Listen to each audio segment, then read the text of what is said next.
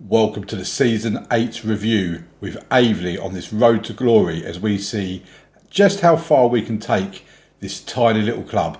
And we're about to get our first season in the Championship. Can I bring in the players that could at least keep us in the league? Let's go and find out.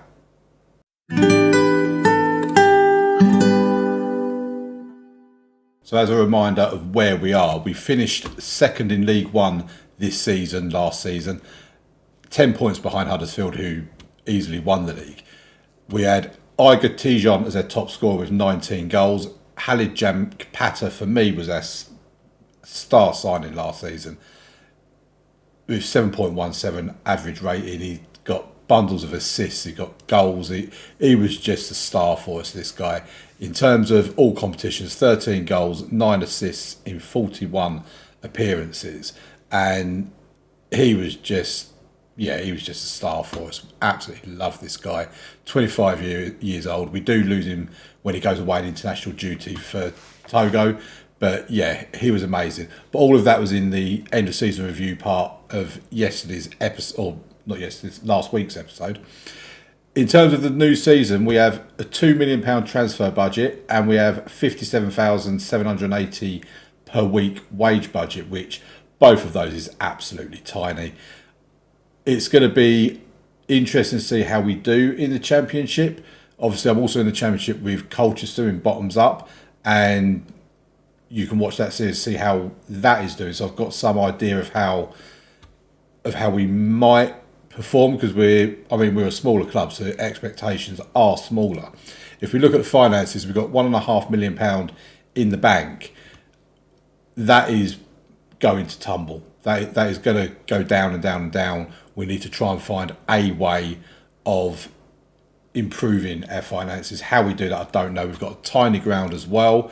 We only fit just over 5,500 in our current ground. We are just tiny in every respect you can imagine. If we look at the players we're going to be going into the new season with, this is kind of like the first 11 that we will have, and obvious gaps are in defence. We've put in the players that will be on the bench for us. We do have a couple of players still to come in that I'll show you in a moment. But basically, all of these will be going.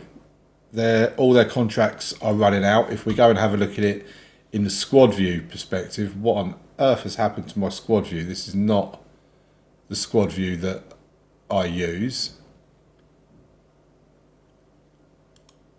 There we go. That's a lot better. Okay, I don't know why or how that done that. But if we have a look at a squad view, sort it by contracts expiring. These are all the contracts that expire 2030.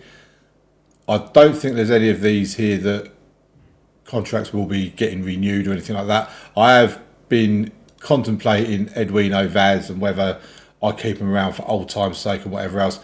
But I can't afford to be sentimental, so I've got to let him go. It is a shame because we're 7-8 years into the game now. Well, it's season 8 review, so we've had 7 years. This is the 8th year. We can't keep him around any longer, even though he has been with us from the start and he's a record appearance maker. It's with a heavy heart, but we do have to let him go. But yeah, these players will be going. We will then look to bring some new players in. I'm probably not going to be going at bringing in masses amount of players. I'll look at strengthening the defence first, especially in the fullback positions, and then we'll see what business we can do after that. Hopefully we can get some loan signings done as well. But yeah, it's going to be an interesting transfer window, and I'll bring you back when we have players to come in. What I am going to do as well is this episode will follow the same format as what last week's episode did, where we start part 1 is up to the end of the transfer window, then part 2 will be the mid-season review, and then part 3 will be the end of season review. Hopefully you enjoyed that episode last week and the way it was done, different to the way it was done the week before. I'm sort of trying different things out with this save. Let me know in the comments if there's anything that you think the series could be benefited by. Obviously, don't forget to like the video, subscribe to the channel, all that sort of stuff. And I'll see you when I've got some new signings. Okay, so first two new signings are in. We've got Lincoln Power and Chidera Abassi. They're both left backs that can play centre backs. When I look at Lincoln Power, he's someone that I'm likely to play at left back. We'll play him in the wing back role, but he'll be on automatic, not on defend. He's got some improving to do. He's not going to be first choice, I wouldn't have thought, unless he does some improving during pre-season. But he's 2 stars current ability with 3.5 to 4.5 star potential. Comes in on £200 a week. Can't really complain about that. Chidera Abassi, who is the better player of the two in terms of current ability, but does have less potential ability with 3 to 4 star potential ability. He's 6'6" with great jumping reach. His heading does need significant improvement. He wants to be a left back, but we can bring him in as right back, as a centre back, sorry, and he'll play on central defend and hopefully do a really good job for us. He's coming from Chelsea. I think they might both coming from Chelsea. No, and Lincoln Power's coming from Manchester United. We have also given out a new contract to Bruce Pratt, a young 19-year-old central midfielder. 3-star current ability with 3.5 to 4.5 star potential.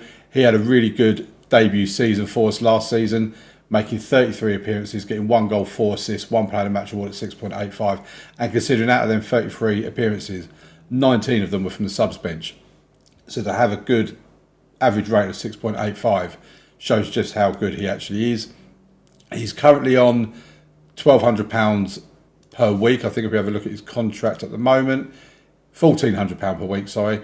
And he's got a minimum release clause to domestic clubs in the higher division of £325,000. On his new contract, he will be on £2,000 a week, so it's a £600 a week pay rise, but the minimum fee release clause has been up to £1 million. And if someone offers us £1 million for a player, we're Aveley. We're not in a position to say no anyway.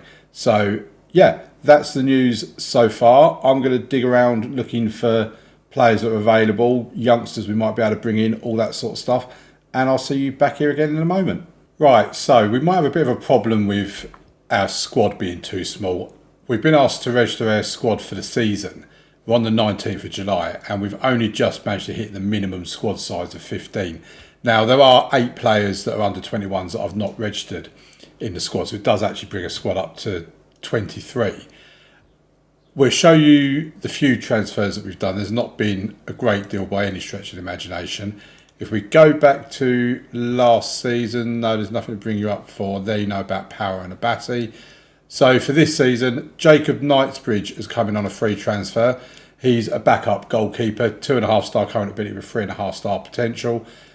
He doesn't enjoy big matches, but at least he's not injury prone. He's a backup goalkeeper and he's here on just under £2,000 per week. I'm quite happy with that. Really happy with this one. Amadou Mbengui. He can play right back, centre back and left back, all to pretty much the same standard. He goes into a team 4-star current ability with 4-star potential. He's not injury prone. He's consistent. Really happy with this guy, and in pre-season he's already scored a goal as well. Then we move on to our final signing, Matthew Henderson Hall, who comes in as a 3-star current ability, 4.5 star potential ability, can play winger, can play on the right side or the left. He's likely to just be a backup for the time being. If we go into the tactic, where is he? He's down here at the moment. He's bringing him up to this one. Yeah, he's not going to come in for Gideon Tete or Ewan Todd as a starter, but he's certainly an adequate replacement. Looking at what we've got here, I mean, we can't even fill a 15-man bench, but looking at what we've got here, I'm looking for another winger, without a shadow of a doubt. I'm still looking at maybe improving something with some backup on defence. I'm quite happy with Ethan Ingram as a man that can play left or right to back us up on there. Joe Rye and where is he? Freddie Cook down here. I'm quite happy with them as their 2 backup centre backs. Reece Devine as a backup left back. I mean, if we put Reece Devine in the team, he is actually better than Lincoln Power. But my methodology and my thought process with Lincoln Power is that with him being a youngster, 18 years old, oodles and oodles of potential. He's improving. We're training him as a left back in the wing back role. He's going to improve. He's going to get better. It's a gamble, let's be quite honest. But it's been so difficult to find new players. You know, we've been into the finances. We've jiggled things about a bit. We've got plenty of wage budget still to play with. I'm most likely going to try and offer Reece Devine a new contract if he's willing to talk to me, because he's unhappy at the moment. If we have a look in here, let's enter into contract negotiations. And he wants to be an important player, which he's not going to be, but he wants 2.2. Let's see if we can knock him down at all. He's going to go down to 2,000. So we've given him a new contract. I think he does want one, at least in his current squad. But yeah, I don't think, in terms of our starting 11, I think we've got an okay starting 11. I don't think that's bad at all. We've got Bailey Calamatri and Ashley Holmes that can back up Igor Tijon and can also play on the right side of midfield and things like that. I'm not overly concerned, but if we can bring in... I'm not looking really at bringing in backups for anybody now. I'm looking at bringing in better than what we've got. So, yeah, I'm going to carry on looking for better than what we've got. And if I can find them, then I'll bring them in. If not, then I'll see you on the first game of the season, which is not too far away now. Okay, so it is game day on the game, and I'm just going to show you a few signings we have made. You knew about Matthew Henderson-Hall. Since then, we put in Josh Koroma, 31-year-old. He's played at Wrexham, at Huddersfield for most of his career. He comes in, he can play on the left side, he can play on the right side, he can play up top as well. He's a really good winger. Quite pleased to get him in on a free transfer. Then we went and got Dara Costello, who is a striker. And he's basically Tijon's replacement. He was playing for Rochdale for the last 5 years. 69 goals in 192 games for them. We've brought him in. I'll say replacement for Tijon. It kind of depends how they get on. But I have at the moment got him in as my number one striker. And Hassan Alabi comes in from Crystal Palace on loan for the season. I believe it's for the season. Let me just check that this hasn't screwed me over. So, yeah, expires on 30th of January. In terms of him, he's coming to replace Jack Patter. I'm not sure if he is going to replace him or not. I'm not 100% certain on that, because Jack Patter was amazing for us last season. But he's the same current ability, has the potential to be 5 stars. If we look at our tactic, this is the team we're looking at going with on the first game of the season. We've got McNamara in goal, and Mbwenge on as a right back, Devine as a left back, Abassi and Shepherd in the middle of our defence, Devaney and Cinnamon in midfield, Koroma and Todd out wide with Alabi in behind Costello. If we do bring in Jank Pate, he won't play the first game of the season, he's not quite match fit. But there you go. No real difference in terms of star rating, but we'll keep it like that for the time being. We've got a decent squad now. We'll probably bring Igor Tijon up here to sit on the bench alongside Ashley Holmes. And we'll probably have Gideon Tete up here somewhere as well. Might even have him for... No, won't have him for Jank Power. But we'll sort all that out before we get into the first game of the season. Now, I do want to show you some staffing situations, because we have changed quite a few staff this season. As you see, all of these have left, all of these have arrived. We have a new director of football, a new head of youth development, because we had the youth intake come in last season and that was absolute rubbish. It was the worst I've seen in my life. We have a new assistant manager as well. Pal Marty is our new assistant manager. In terms of judging playability and potential, he's really, really good. He's a massive upgrade on what we had. With our director of football, we've got Alexander Kolarov, formerly of Manchester City, AS Roma and Inter Lazio as a player. He's got pretty good judging playability and potential. He needs a bit of work on the negotiating, but you know, he is new to the job as director of football. Well, I say new, he's been in the role for 7 years at Pisa, not pizza, as I said in an earlier part. But anyway, so we look at the end of season, not the end of season, at the season preview, and we are looking in like we're in trouble. 400 to 1 to win the title. The nearest to us is Wrexham at 100 to 1. Now, in terms of our first games of the season, our fixture list, we have Rotherham, who are expected to finish 21st as a first game of the season. In those first 5 games, we have Rotherham, Plymouth. Hang on, let me just find. We also have Norwich and Fulham that are the challenging ones. But we have Rotherham, Plymouth and Coventry as the five. So in terms of our schedule, Rotherham first, then we've got Coventry, then we play Fulham and Norwich, then we've got Plymouth and then we've got Wrexham. That's actually a pretty decent start to the season. We also start with a home game as well. So I'm pretty happy with that start to the season. If we can get off to a good start, then we really do give ourselves a fighting chance to actually avoid relegation. We've been drawn against League Two Peterborough in the League Cup, in the Carabao Cup, the EFL Cup, whatever you want to call it. We're hoping to win that game. You know, we want to have a bit of a run in the cup competitions and beat teams we're expected to beat, and we are expected to beat Peterborough. In terms of our pre-season friendlies, the results have not been great, let me be quite honest. Croydon and Fisher, the two teams we have beaten, they're definitely teams we should expect to beat, and we beat them 4-1 and 8-1. We did get a very good 1-1 draw against Crystal Palace, and they actually fielded pretty much a full team in that. I had a look through the team to see if there's any players there we could bring on loan, and was so surprised at how many players they played that are actually in their first team. I mean, that's Czech Decore and Dwight McNeil that you'll be aware of. But all of these here are really good players that they do regularly have in their team. We did get disappointing defeats against Stevenage and Dorking, which not quite what you want it to be in terms of a morale boost. But in terms of dynamics, our team cohesion is good, our club atmosphere is very good, and our managerial support is very good. We have a couple of unhappy players. Gideon Tete is unhappy that I've brought in someone to replace him. Same with Mark McGrath. I have told both of them they've got nothing to worry about. I lied to Gideon Tete, but Mark McGrath I didn't lie to. Ewan Todd is unhappy that the training facilities have not been improved. They are in the process of being improved. Hopefully they're going to be done within the next couple of months, and then that part of it will be resolved. So yeah, I'm ready to get into the season. I will see you in part 2 of this video, which will be around the start of the January transfer window, where I'll give you a mid-season update. I'll see you then.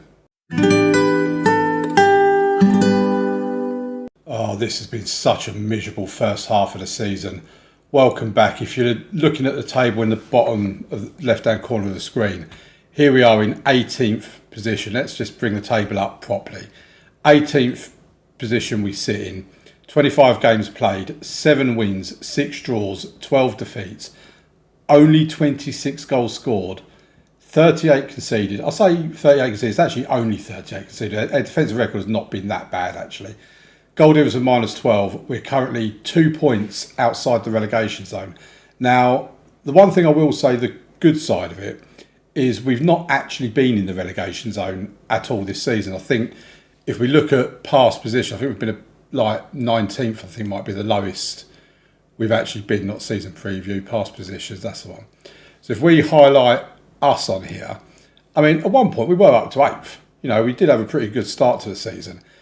And yeah, we've been as low down as 20th, so we've been just outside the relegation zone, but not actually inside it, which is a positive for me.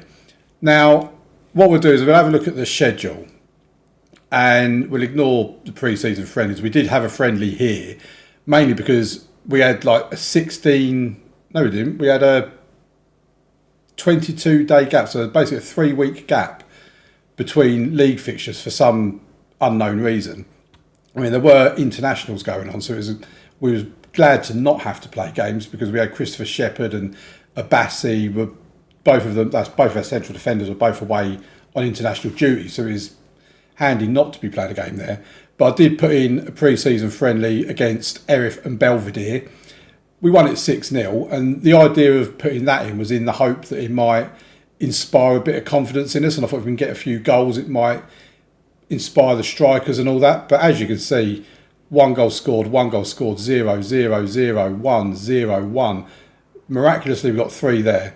0, 1, 0, 2, 3, 0, 0. I mean, our goals scored has just been horrendous. The start to the season wasn't too bad. In our first, what we got here, 4, 5. In our first 6 league games, we picked up 2 wins, 3 draws, and a defeat. But we were playing, with the exception of Fulham and Norwich, we were playing against teams that were expected to finish lower down in the table, and it's kind of how it is proven as well. By the time we played Wrexham, when we beat them 3-2, they'd played 5, lost 5 at that point. So, yeah, you can see how it went. You can also see where I changed formation for the game against Derby. After playing the 4-2-3-1 counter-attacking defensive midfield, attacking midfield wide formation all season, we then got the email come through that we're not willing to experiment. So we then changed to a 4-3-3. And as you can see, the 4-3-3 has just not worked at all. For the last game against Huddersfield, we went back to the 4-2-3-1. Didn't mean we scored any goals, but we only lost 1-0, I suppose. What we have done with the tactic, it's probably worth showing, is we have now moved from positive to attacking. Because when we look at the club vision screen, overall the board are very pleased with me, as are the supporters. We'll get to those in a minute. But they are disappointed that we're not playing attacking football. And I am a bit conscious that even though our objective of the season is to attempt to avoid relegation of the Sky Bet Championship, and they're pleased with that, which basically in FM terms should mean that if I get relegated, my job's safe. But I sort of thought they'd probably be happy about that if we are playing attacking football. So we have switched to playing attacking football. If we look at the supporters, they're a B-. Basically, they feel the same as the board. They're disappointed in the attacking football, but they are pleased, rather than very pleased, with the job that I'm doing. Now, there is a bit of transfer news to bring you, and that is in the outs. So, Bailey Ty Cadamartri wanted to go out on loan. We sent him out on loan. He's gone to Hamilton for £6,250 per year. And Thomas Henderson, one of our youngsters, has gone out on loan to Paul. But Declan Cinnamon, one of our star midfielders, also wanted to leave the club. And we had a bid come in for £725,000, raising to £800,000. He now has a value of £2.7 million. He did have a release clause in his contract for clubs in a higher division of £425,000. So the fact we managed to squeeze this out of Ayr United, I actually think it was quite a good deal. And when you consider what the finances are like, we have £881,000 in the bank. We have a transfer budget of £1.1 million with £21,000 left in the wage budget. So I am looking in this transfer window to try and replace Declan Cinnamon. However, I think we need replacements in a lot of positions. So I'm going to be going through these now that the transfer window's open. I'm going to be going through some of our signings here. I mean, I did look at Mateus Valeri.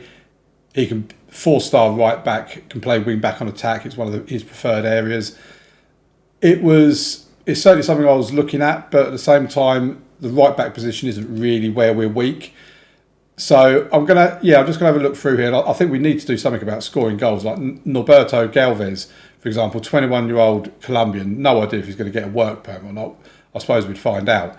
4-star current ability, 4 to 5-star potential. He's not with a club at the moment. 33 goals in 82 appearances for Atletico Nacional. It'd be quite exotic having a Colombian in our team. He can do everything we need him to do, basically. We'd obviously play with an advanced forward rather than a pressing forward. But if you look at our squad at the moment, in terms of goals scored, top goal scorer is Josh Koroma out on the left-hand side with 7 goals. I mean, if he doubles that for the season, finishes with 14, I'll be quite happy with that. But then Igor 16 starts, 7 substitute appearances, 23 appearances, only 5 goals. Ignore Bailey because he's not with us. The next one is Alabi with 4 goals in 22 games. And you have to go down some until you're going to find anybody else. So Dara Costello, for example, 15 appearances, 1 goal. He's been an absolute flop. And Ashley Thomas, I don't even know where Ashley Thomas is on this list. Am I being completely blind? Here he is. Ashley Thomas, 1 goal from 4 appearances. Maybe we could give him more of a chance up front. But yeah, it's been a thoroughly miserable time, especially recently. I mean, our form here has really, really been poor.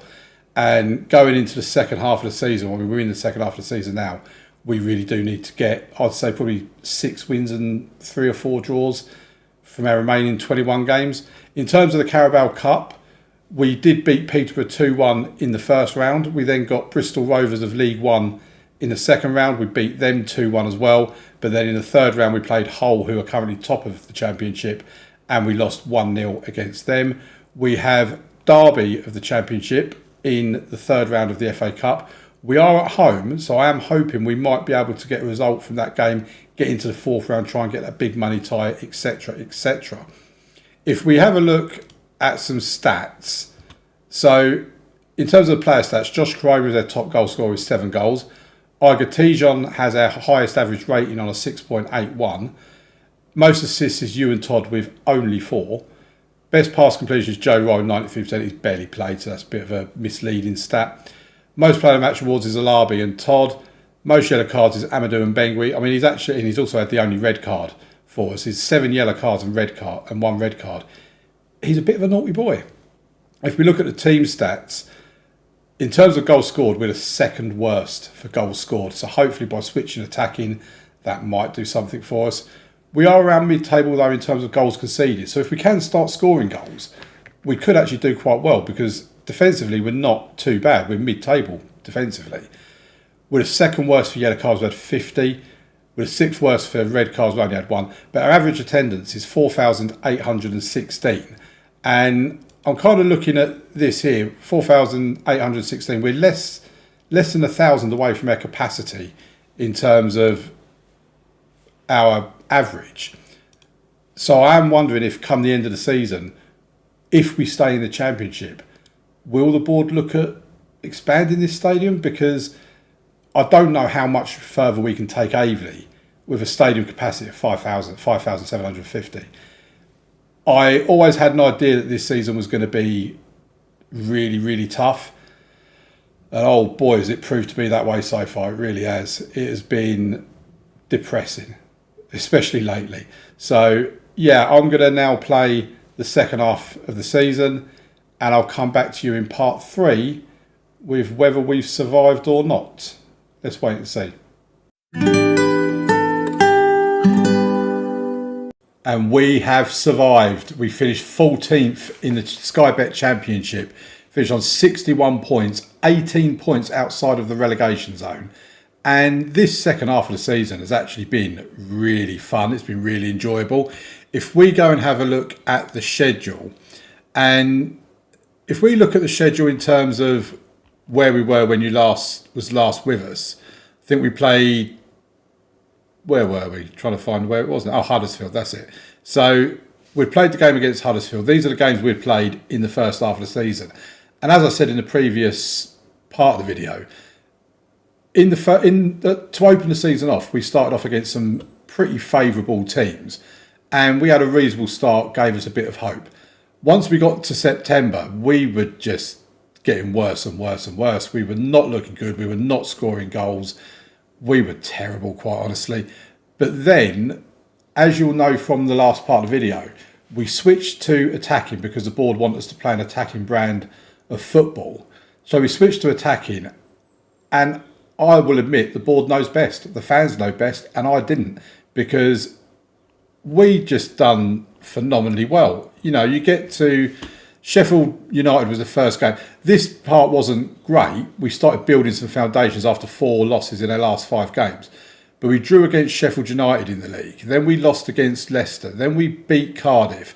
And then we lost to Hull. Now, 1 win, 1 draw and 2 defeats from them 4 games, is not necessarily terrific form. But it started the building blocks. And it was also, if we look, so we get to here against Sunderland, we lost there as well. So that was back-to-back defeats. Then we beat Plymouth 2-0. And as you can see over here, there's a name, Riccardo Caterino. He's a guy we brought in on deadline day on the 2nd of February. Played for us in that game and got an assist. Then the next game, he scores a goal in a 2-1 win over Wrexham. Now, again, we are playing favourable teams here. It's worth noting that. Then he scores again against Middlesbrough in a 5-0 win. Then we lost 3-2 to Watford, but again, Caterino scores. Then Caterino scores in a 3-1 win against Burnley.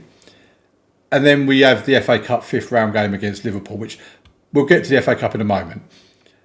Then we went on to draw 2-2 with Everton. We then won 2-1 against Derby, with Caterino scoring the winning goal. 3-1 win against Sheffield Wednesday.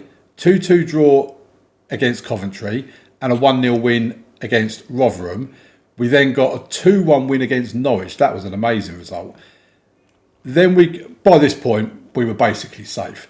Then we lost 3-0 against Fulham, 3-2 against Bristol City, and 2-0 against Ipswich. Now, to be fair, Fulham finished 4th in the Sky Bet Championship. Ipswich won the Sky Bet Championship. And Bristol City were mid-table, 12th in the Sky Bet Championship. So I don't think you can really blame us for losing against Fulham and Ipswich, for sure. West Brom, really low down. We got a 1-0 win against them. And then Preston, who were relegated, finished bottom of the league. We got a 2-2 draw on the last game of the season. Norwich, by the way, finished second, and we got a win against them. Now, Caterino, let's just look at him a moment, because he was amazing. Free transfer, without a club, 3.5-star current ability, 4.5-star potential. He's played 1 game for Brighton previously. He likes to play out on the right, but we can't play him on the right because we've got you and Todd out there, and I don't want to drop you and Todd. So we played him as the attacking midfield central. We did have, obviously we have Halid Jankpata, who played there last season for us, has played there a bit this season. And obviously Hassan Alabi, who's been here on loan this season. Ricardo Caterino, I just felt was much better than both of them. I put him straight in, and he has made the difference. 6 goals, 5 assists, 3 player of the match awards from 16 appearances at an average rating of 7.32. This guy has been amazing. He has saved our season. I have no doubt about that. That and going attacking. It's been incredible. If we look at the FA Cup, we had Derby. As you knew, we had Derby. We hadn't played the game yet, but we drew 2-2 in the first game. Then went to Pride Park or wherever they play their games now and won 2-1 after extra time. Jank Patter getting on the score sheet there. Then we got drawn at home against Coventry. And at this point, I'm thinking, could you not have given us an away game against Coventry? So at least we could have got a bit of extra money for it rather than the few fans, the 4,500 we get come in. We beat them though, 3-2. Again, Jank Patter scoring the winning goal in that game. And then we got drawn against Liverpool. Again, we were at home. And again, I'm thinking, why does this game hate us? Why will it not give us that big... I mean, if we had played that game away from home at Anfield, we would have cleared our debts with that. But no, Football Manager can't give us that. So either way, we put up an amazing fight in that game, losing 4-3. Caterino did get an assist in that game as well, by the way. So we're happy to get to the 5th round of the FA Cup, just really disappointed we didn't get that big away game. Talking of finances, we have 2.1 million in the bank. We have plenty of wage budget remaining. We're committed spending 65,000, so that's 14,000 left. But we will be releasing some players when their contracts expire in June. And we have nearly 2 million in the transfer budget. So as we stand at the moment, we can really look at our squad. I will take out players that are not going to be here, but I'm looking at this squad at the moment and I'm thinking this is a pretty decent squad. I want to improve on left back. If we can get a 3.5 to 4-star left back in, I will be delighted with that. After that, we do need a decent striker because, I mean, Dara Costello has started to score for us, but he's not exactly prolific. Iger Tijon wants to leave at the end of his contract, which is this summer, so he will not be here anymore.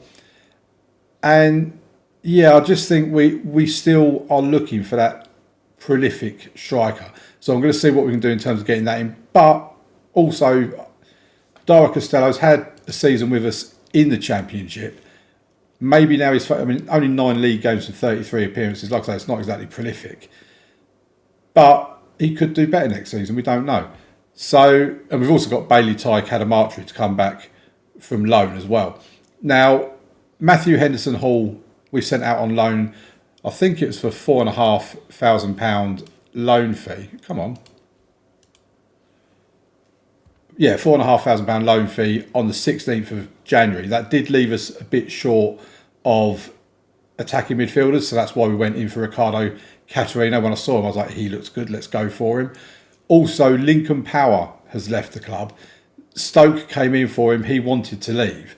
Considering we signed him in the previous transfer window on a free transfer, I think we've actually done a good bit of business, getting £700,000 for him, move him on, that's a bit of profit in the bank for us. And that's where I think we kind of need to look at our future transfers. So I will go into these in more detail in the next Aveley Road to Glory video. But we are bringing in 6 young players. We're primarily bringing them in to make a profit on them and to build up the club's finances. In terms of our capacity this season, we had an average attendance of 4,803, which, considering that's less than 1,000 to what our capacity is, I'm hoping we might actually get some form of expansion or something like that. We do have a £650,000 loan debt, but we've got money in the bank, and it's the same with our staffing. Look at how dire our staffing is. We only have 2 physios. We do need to get another scout because one's just left us. We was allowed to have 5 coaches, but then they've restricted us to only 4. We do need to get a set piece coach as well because he's gone now. But we just need more. So in terms of the staffing that are going, I'm not going to be replacing them. The ones that are going, I'm just going to get in new staff that are hopefully going to be to a better standard, and hopefully we can see this build up a little bit more. So yeah, it's been fascinating. It really has, because like I say, 14th in the league. It is the bottom half of the season. This is obviously the season 8 review. Next week will be season 9. Season 1 after that will be season 10. What I'm probably going to do is I'm going to look at how we're going after season 10, because if we're stuck around here not able to do anything, then I really don't think we can take this club any further, because I do feel we may have kind of reached a bit of a ceiling. But let me know in the comments if you think we should keep going even after season 10, or if you think by the time we get to season 10 we're still around this level, that maybe it would be an idea to stop. I'd be fascinated to hear your thoughts on that. One thing I do want to pick up on as well in the club info screen: how am I only favoured personnel? I've taken this club from the Vanarama National League South all the way up to the Championship with a almost mid-table finish in the Championship. I would expect to be a legend at this club for doing that. I really, really would. I'm going to ask if the club is prepared to up the youth recruitment, because I really feel that's something we need to do. Youth recruitment and youth facilities, training facilities, we need to get those raised in order for the club to be able to move forward. We also need to expand the stadium quite a bit. 5,750 is pitiful at this level. So yeah, that is basically how we've gone. In terms of dynamics, the club atmosphere is very good, the cohesion is very good, managerial support is excellent. If we look at the hierarchy, Devaney has now joined McNamara as team leaders. We now have 2 team leaders up here. Joe Wright, I think his contract expires. Yeah, his contract expires. So if you look at the squad in terms of whose contract does expire, we've got a lot of contracts running out. Now, Alabi's obviously going to be gone anyway. But on top of that, we've got another 8 players. Now, it's not as bad as recent seasons. Recent seasons, we've had like 14, 15, 16 contracts expire. We've only got 8 going this year. McCormack will be going. He's not good enough. Tijon wants to go, so he'll go. Joe Rye will probably go. Bailey Ty Kadamatri most likely will go. He's not good enough. Cortez will go. Aidan Francis Clark will go. Ingram, yeah, he'll go. And Nazario, yeah, he'll go. I'm just looking through, is there anybody? At a push, I might have kept Kadamatri and Rye, but I don't think I'm going. I think I'm just going to let them go. So, looking at those, there's none of those are in our first team, which is a relief. So if we just remove the others from their positions as well, then once we remove them from position, we know they're not clogging up any space in our team. The rest of them are here for the next 1, 2, 3 years sort of thing, which then when we look at the tactic, our first choice 11 is still in place. I'm quite happy with Knightsbridge as our backup goalkeeper, Jank Pata, Tete, Holmes is a youngster. I'm quite happy to keep him here, although we do need to kind of make a decision on whether we're going to play him or not, because at the moment he's potentially got a value of 700,000. Nobody's wanted him, but we might be able to move him on. You never know. If anybody does come in for these players, we're not in a position really to say no. We need to build up finances to this club. We need to become a better team. So, yeah, we've got a lot of these will be on their way out. These are the ones that are going to be staying. Let's have a look then at the end of season review and see what they give us for that. I'll bring you back once we get to the end of season review. Okay, so here is the end of season review. No trophies, obviously. We don't win trophies. We're Tottenham. Ricardo Catarina, sign of the season. I'm absolutely not surprised at that. We've already gone through what he's done in all competitions. 17 appearances, 12 goal contributions at 7.32. Jacob Knightsbridge came in. He made an appearance for us. Done well in that appearance, to be fair. Amadou Mbengwe, I think he's been really good. I've really enjoyed having him here. 39 appearances, 3 goals, 5 assists, 6.92.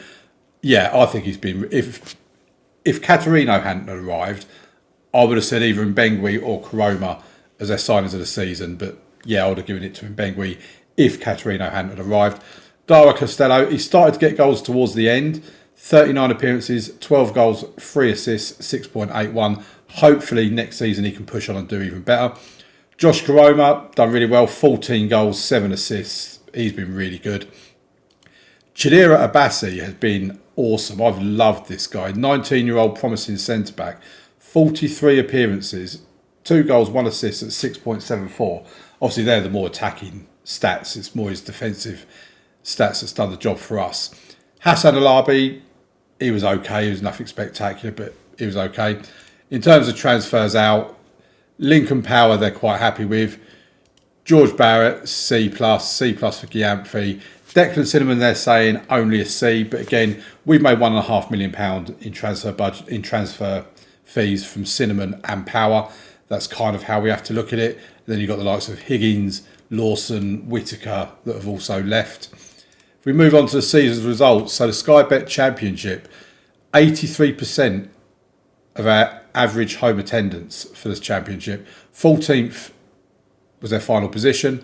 Attempt to avoid relegation for the Sky Bet Championship was the season objective, so we absolutely smashed that. Josh Kumar was the top scorer with 11 goals. Board absolutely delighted. The FA Cup, 5th round, they've given us a B-. Again, I say, what more do you want us to do? A cup against Liverpool? You know, there weren't a great deal more we could have done in that competition. Jack Patter and Costello are top goal scorers. Again, 83% capacity field. And in the Carabao Cup, 83% possession attendance field. They asked us to be competitive. We got knocked out in the 3rd round. I'm not sure what... Oh yeah, we went in the 1st round. Yeah, so we beat Peterborough, beat Bristol Rovers, and then we beat Hull City, who, by the way, have just beaten Everton in the playoff final. So Hull City are up into the Premier League. I was actually a bit gutted. I wanted Everton to go up, but Hull have gone up. Everton will be spending the 2nd season in the Championship. Moments to remember: their biggest win was a 5-0 win against Middlesbrough. Corona with 2 goals, Catarino with a goal, and Mbengwe with 2 goals. Match to remember was the 3-0 win against Plymouth, and the goal of the season was Koroma for his goal in the 2-1 win against Peterborough. In terms of the finances, everything has done well this season. We have improved on everything. We've got no shirt sales. We've not sold any non-domestic shirt sales. That seems a bit odd.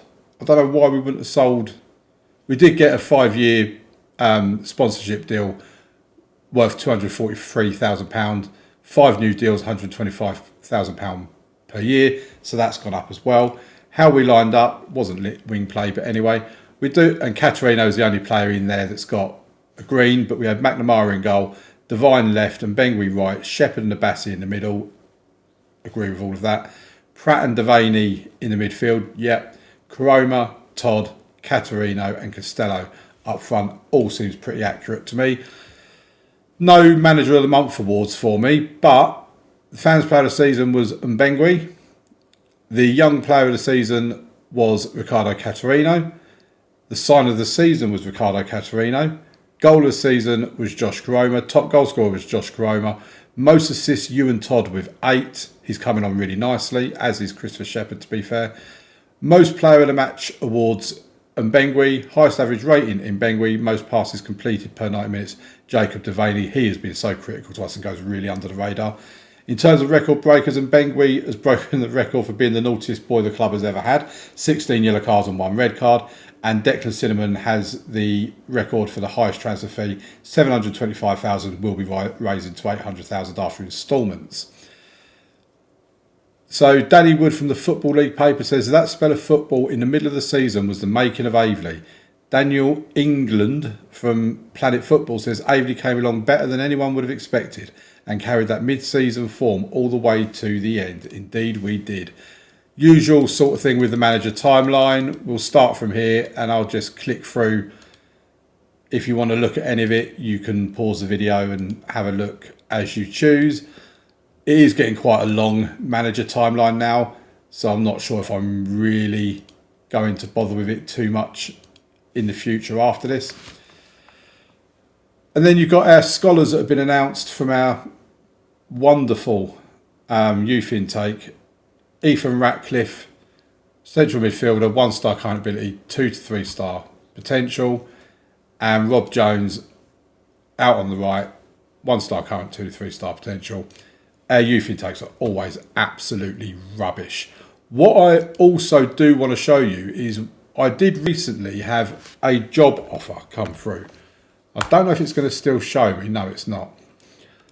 Right, so what I'll do is I will put up a screenshot on screen roundabout now saying or showing you the job offer we had come through from Leeds. Now, I'm really perplexed because they're a Premier League club and, or I think they're just about to get relegated back down, but they were a Premier League club and they offered it to me. And if you take the Colchester bottoms up series, I'm getting no job offers in there from the Premier League or even the Championship. Yet with Aveley, we had a job offer from Hull when they were in the Premier League, and we've now had a job offer from Leeds United in the Premier League. It really is baffling me how job offers work in Football Manager.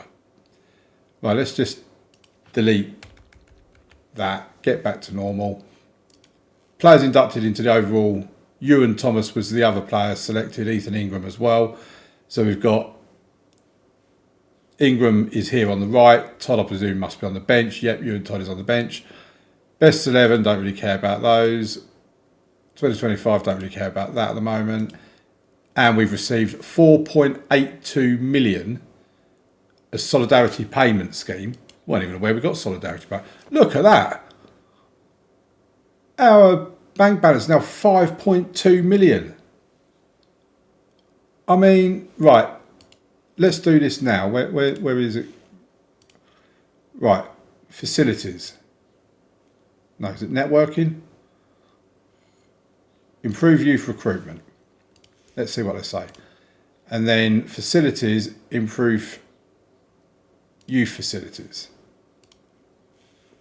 I mean, there was something in there about increase youth levels. So we'll go for that as well. We're all about the youth here at Aveley. We want to get to a position where we can bring through our own good youngsters that we can then sell on for a profit, whereas at the moment we're having to bring in all the Premier League clubs released players. So Manchester United have now won the FA Cup. What I will show you actually is the Premier League, because now we're getting nearer to it, becomes a bit more relevant. Newcastle have won the Premier League. Man City have not won it in the last 3 years. They've only won it once in the last 5, which is quite interesting. I think it's really interesting. Newcastle have won it.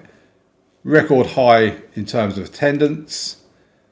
And I'm going to see it keep playing through until they actually come back and say whether they've agreed to our demands. And I'll bring you back when we've got that approval or most likely rejection. So this is where I say we might have taken Aveley as far as we can go. They've rejected improved youth facilities. Our current facilities are good enough. Well, it's not. It's really not. Our youth facilities is 1 star and we're a Championship club. It really isn't good enough. Board respond to board request, increased youth level. Rejected.